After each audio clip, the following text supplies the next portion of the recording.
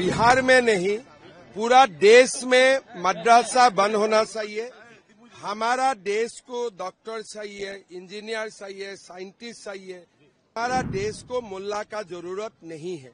हमारा देश को मुसलमान भाई बहनों को डॉक्टर इंजीनियर बनना चाहिए। मैं तो ओसामा बिन लादेन को गंभीरता से लेता हूं और अमेरिका ने उनको एक बार समुद्र में फेंक चुका है। अगर मैं बीजेपी नहीं होते थे, मोदी जी का पार्टी में नहीं होते थे, मैं भी अभी 60,000 दूंगा बोल के जाते थे।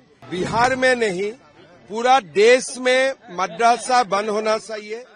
हमारा देश को डॉक्टर चाहिए, इंजीनियर चाहिए, साइंटिस्ट चाहिए, आर्मी चाहिए।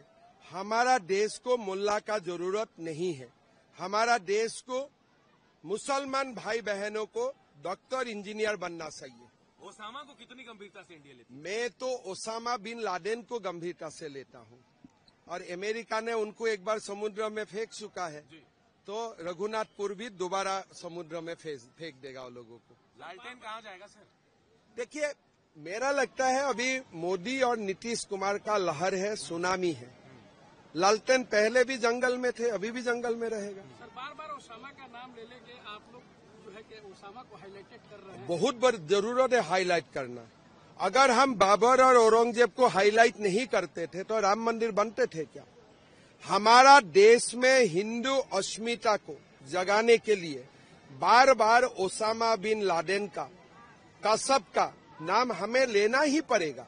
इसलिए यही तो हमारा सामने एग्जाम्पल है कि अगर देश में हिंदू सभ्यता नहीं होगा तो देश में कसब की सभ्यता आएगा, ओसामा बिन लादेन का सभ्यता आएगा।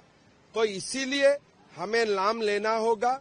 हमने नाम लेने का कोशिश किया, इसलिए आज बाबरी मस्जिद का सामने जगह में राम जन्मभूमि मंदिर बना हुआ है। 10,000 रुपए बहुत लोग सवाल उठा रहे हैं उस पर कि भाई देखिए ये 10,000 रुपया का जो स्कीम है, महिला सशक्तिकरण का एक बहुत बड़ा स्कीम है। असम में मैं इसको अभी लागू कर दिया। यहाँ में तो 1.5 करोड़ माताओं को मिल रहा है। असम में इतना पॉपुलेशन नहीं है। हम 35 लाख माताओं को 10,000 रुपया देने जा रहा हूँ। कैबिनेट ने अप्रूव कर दिया, हालांकि हमने इम्प्लीमेंट भी करना शुरू किया। महिलाओं को शक्ति देना, और ये 10,000 रुपया आप अलग पृष्ठभूमि में मत देखिए। नीतीश जी ने 35% जॉब का रिजर्वेशन दिया है, लाखपति दीदी बनाए हैं। महिला सशक्तिकरण का रास्ते में ये स्कीम एक बहुत बड़ा कदम है। पूरा देश को ये स्कीम को एडॉप्ट करना चाहिए। असम एडॉप्ट कर चुके हैं।